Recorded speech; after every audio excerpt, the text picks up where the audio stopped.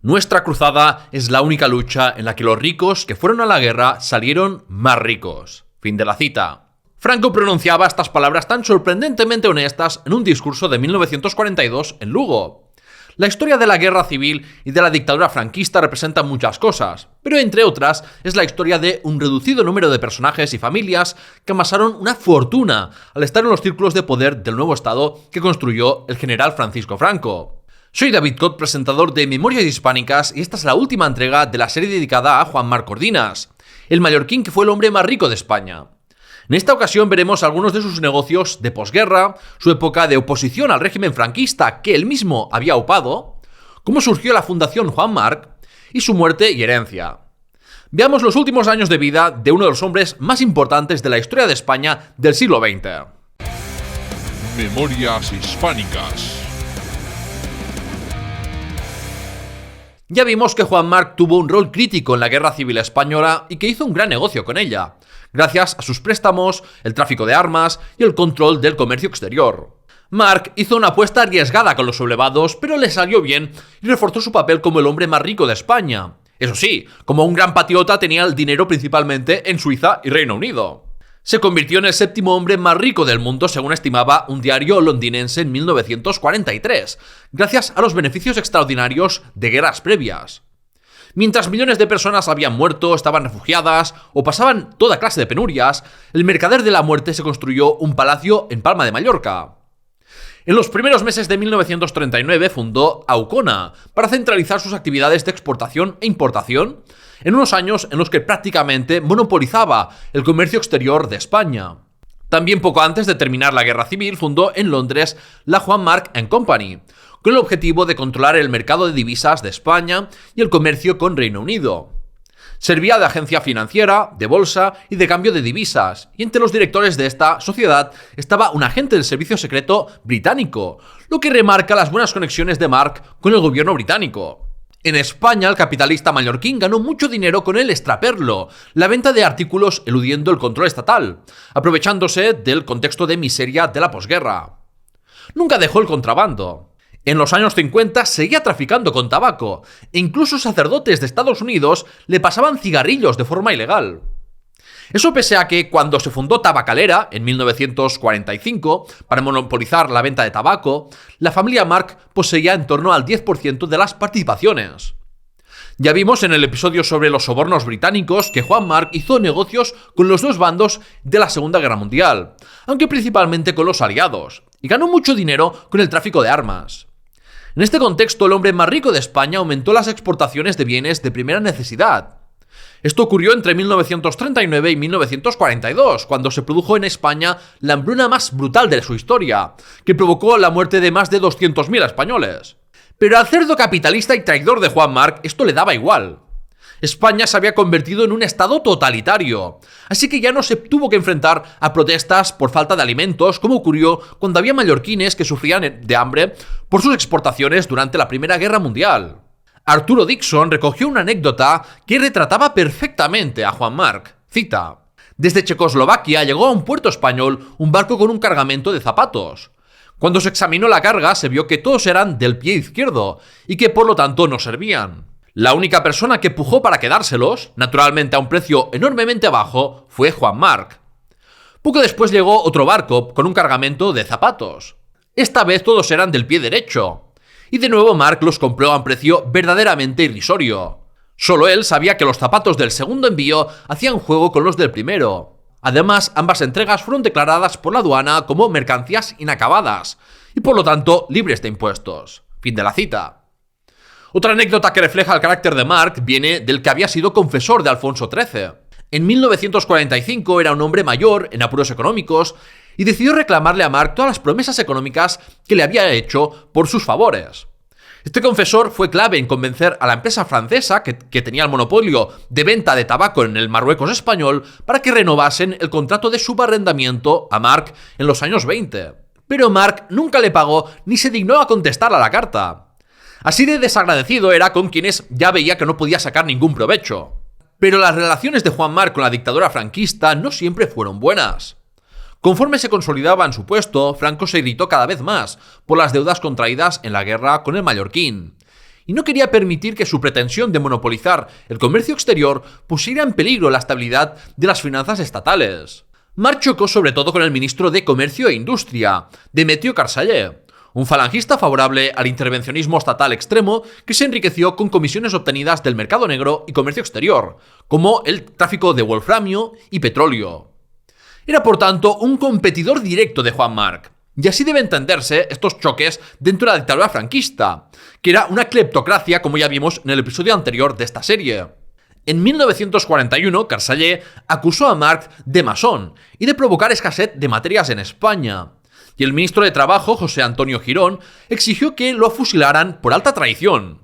A Valentín Galarza, ministro de Gobernación, le ordenaron que retirase el pasaporte a Juan Marc y que lo pusiera bajo arresto domiciliario. Sin embargo, Galarza era uno de los que recibían los sobornos británicos directamente de Marc, y le trasladó la información para que pudiera abandonar el país. Marc envió una carta a Franco negando las acusaciones y pidiendo ir al Consejo de Ministros para defenderse, donde podría denunciar la corrupción de 2 o 3 ministros. El fascismo falangista odiaba a Marc por representar el arquetipo de capitalista insaciable sin patria. Pero Marc no había financiado una rebelión militar para instaurar un gobierno que le pusiera trabas a sus negocios. En julio de 1942, Juan Marc fue detenido durante unas horas porque los servicios secretos españoles tenían indicios de que participaba en una conspiración monárquica contra Franco. Cuando fue liberado, no se la jugó y huyó de España para fijar su residencia en Lisboa, centro de conspiraciones monárquicas. Otros monárquicos, como Pedro Sainz Rodríguez y Eugenio Vegas Latapie, quienes ya desde el primer día de la proclamación de la República conspiraban contra ella, tuvieron que trasladarse a Portugal debido a las amenazas de detención por parte de la dictadura de Franco. Allí también residía José Gil Robles. Tras la Operación Torch en el norte de África, en noviembre de 1943, la presión privada y pública para restaurar la monarquía en España aumentó. Juan de Borbón expresó que había llegado el momento de sustituir la dictadura de Franco, vista como un régimen de transición, y generales monárquicos como Orgaz y Quindelán pidieron a Franco que abandonase el poder y dejase las formas de gobierno a imitación de otras extranjeras, en referencia al fascismo, y volviese a formas genuinamente españolas, la de la monarquía católica. Marc gastó al menos 1 millón de francos suizos a favor de Juan de Borbón durante la Segunda Guerra Mundial. El capitalista creía que lo mejor sería que la dictadura franquista fuese sustituida por una monarquía aceptada por la izquierda y capaz de cohesionar España. Básicamente se adelantó a lo que luego sería la transición. En 1944 la victoria ya se veía a favor de los aliados y se formó la Alianza de Fuerzas Democráticas entre socialistas, anarquistas y republicanos, excluyendo a comunistas. Franco y todo su régimen temían que, pese a haber ganado la guerra civil, ahora perdiesen el poder. Marc celebró una reunión con las fuerzas opositoras en el piso de su amante Matilde Reig. El mallorquín ofreció un cheque y le dijo a Regulo Martínez, presidente de la Alianza, que pusiera la cantidad que quisiera. Lo que querían los opositores era hacer propaganda para difundir las corrupciones de Franco y su régimen. Pero Juan Marc se negó porque temía que eso le costara la vida. Al final esto quedó en nada, pero Franco se enteró de la reunión. Marc llegó a Portugal porque le llegó el soplo de que Franco había expresado que quería matarlo, y al terminar la Segunda Guerra Mundial fijó su residencia en Ginebra, Suiza, aunque siguió visitando España muy frecuentemente. En 1946, viendo que el régimen de Franco estaba para quedarse y que las victoriosas potencias aliadas no se estaban moviendo para cambiarlo, Juan Marc comunicó que no iba a dar más dinero a la oposición monárquica encabezada por Juan de Borbón. Juan Marc no tuvo una relación estrecha con Franco al finalizar la guerra civil. Bartolomé Marc, hijo del banquero, visitaba asiduamente el Palacio del Pardo e implicaba en los negocios familiares al entorno del dictador. Por tanto, se puede describir la relación entre Franco y Marc como un matrimonio de conveniencia. No había amor ni confianza mutua, sino intereses comunes. Y si tienes un interés común en la historia de España, no olvides de estar suscrito al canal, dale a me gusta y si eres muy fan, hazte mecenas. Pese a que tuvieron roces importantes, Francisco Franco supo recompensar bien a Juan Marc por su apoyo. El mallorquín se aprovechó de la coyuntura de la Segunda Guerra Mundial para tomar medidas hostiles contra empresas extranjeras en suelo español y comprarlas a precio de saldo. Así lo hizo con la filial mallorquina de General Electric, que a base de hostigamiento los propietarios vendieron a Marc en 1942. Pero el mayor regalo de la dictadura franquista a Juan Marc fue la Barcelona Traction. Estamos hablando de la compañía eléctrica de Cataluña, conocida popularmente como la Canadiense, que por activos era la tercera empresa más grande de España y producía el 20% de la electricidad del país. Era un holding con un entramado empresarial muy complejo y opaco, constituido con capital extranjero, que se aprovechaba de esta estructura para no pagar sus impuestos en España. Su accionista principal y dirigente era Denny Heinemann, un judío de nacionalidad estadounidense y belga que no pudo ejercer un control efectivo sobre la compañía desde la Guerra Civil. Primero por haber sido colectivizada y después porque Franco prohibió la compra de divisas a sociedades extranjeras.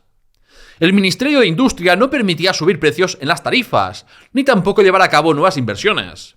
Entre esto y que la compañía cobraba en pesetas, que no paraban de devaluarse, y debía pagar a los acreedores en libras esterlinas, el negocio estaba en una situación complicada.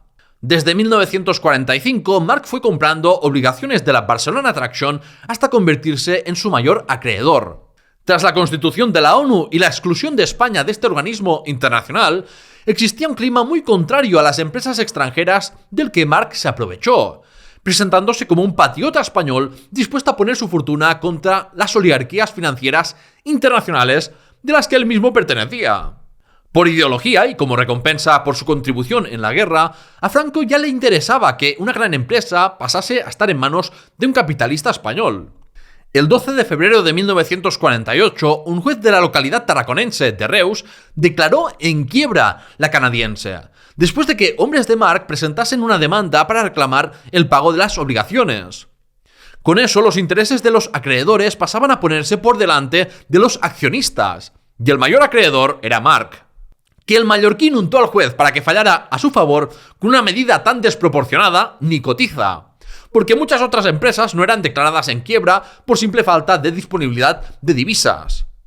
Además, a los pocos días de la sentencia, sin que los accionistas y directivos de la Barcelona Traction pudieran reaccionar, porque no les notificaron a tiempo, un hombre presentó un recurso de apelación.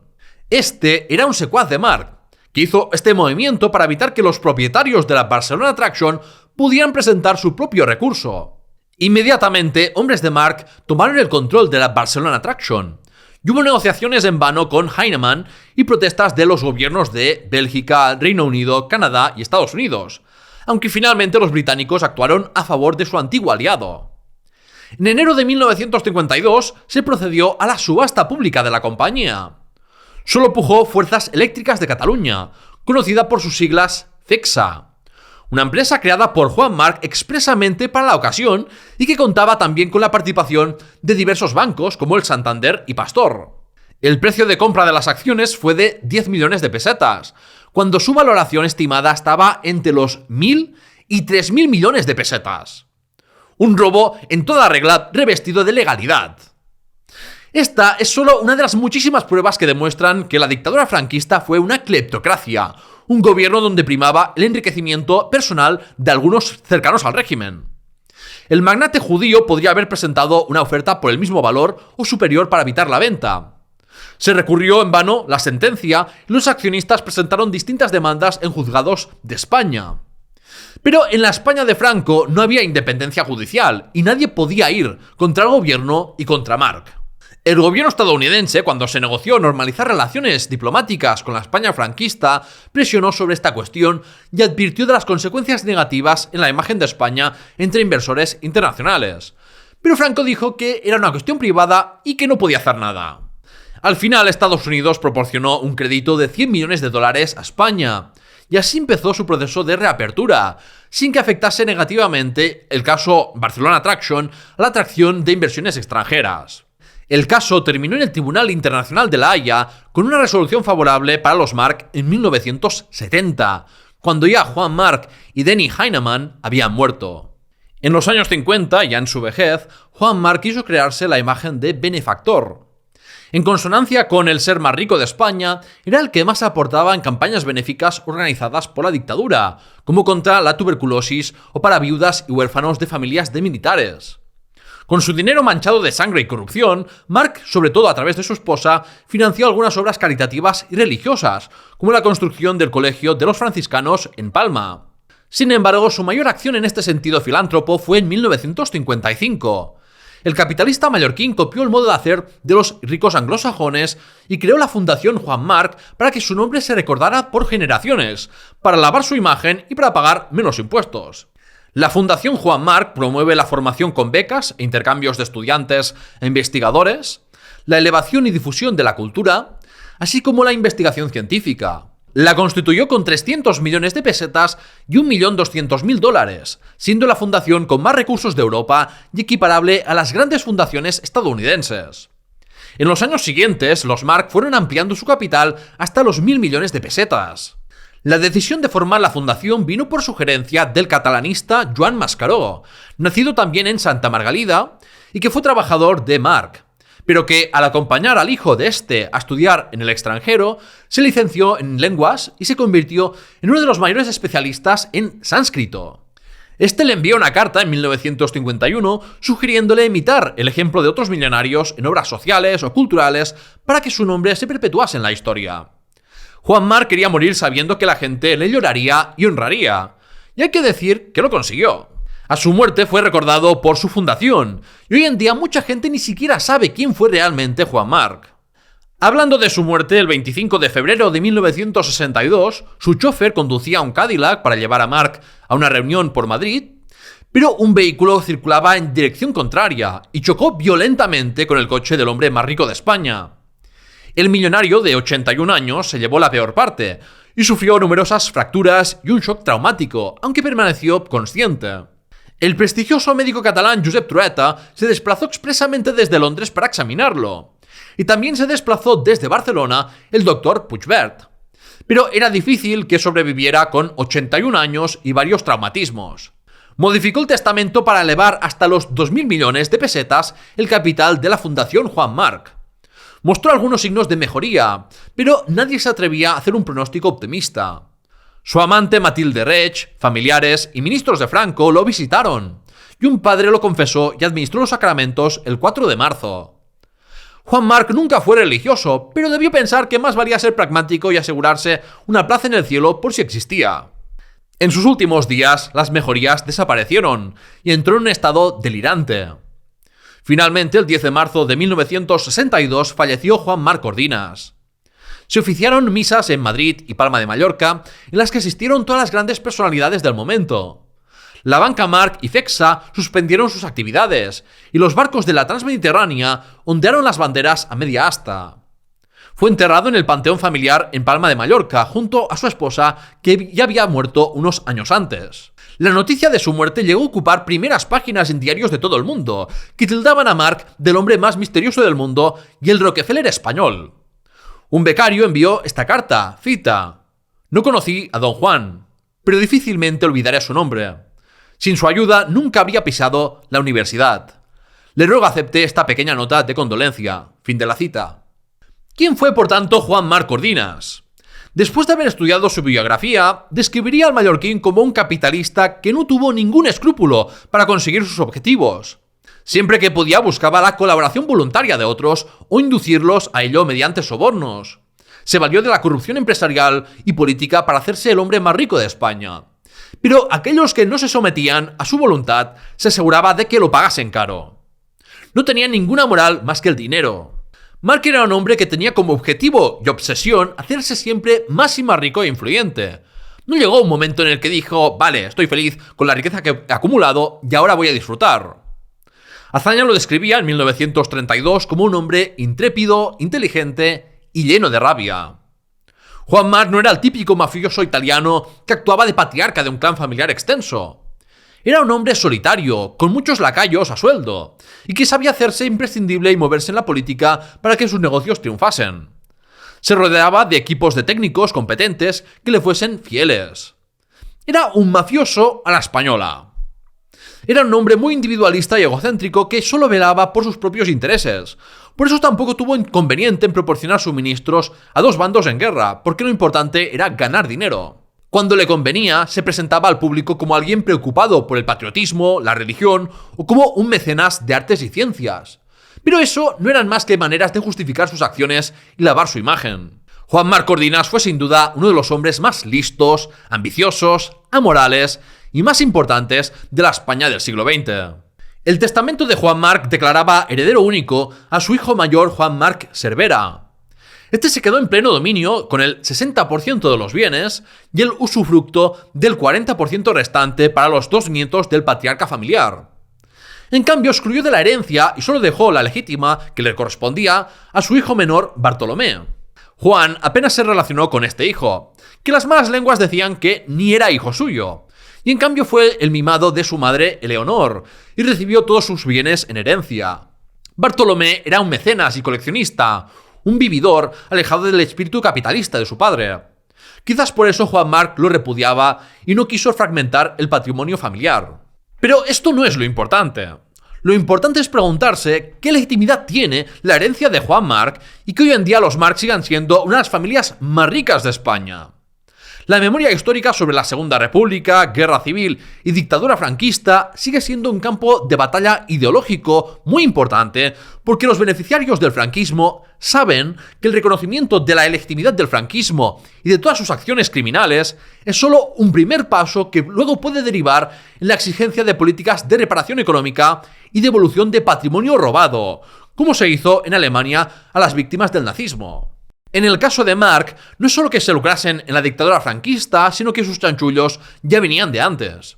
Hemos visto a lo largo de la serie de episodios sobre Juan Marc que la riqueza de los Marc se formó a base de la corrupción, el contrabando, el tráfico de armas, la especulación inmobiliaria, las actividades bancarias, los monopolios ilegales, la exportación de alimentos mientras se provocaba hambre en España, los asesinatos y la financiación de los golpistas en la guerra civil.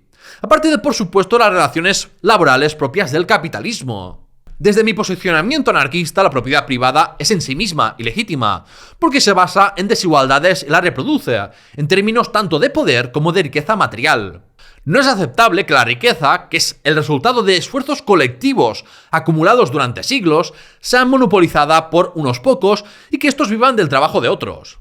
Pero incluso si no cuestionas la legitimidad de la propiedad privada y con ella de las herencias, creo que si tienes un mínimo de moralidad verás que no se puede justificar la concentración y perpetuación de la riqueza en una familia que cometió tantas actividades ilegales y muchas de ellas en contra de la mayoría de españoles.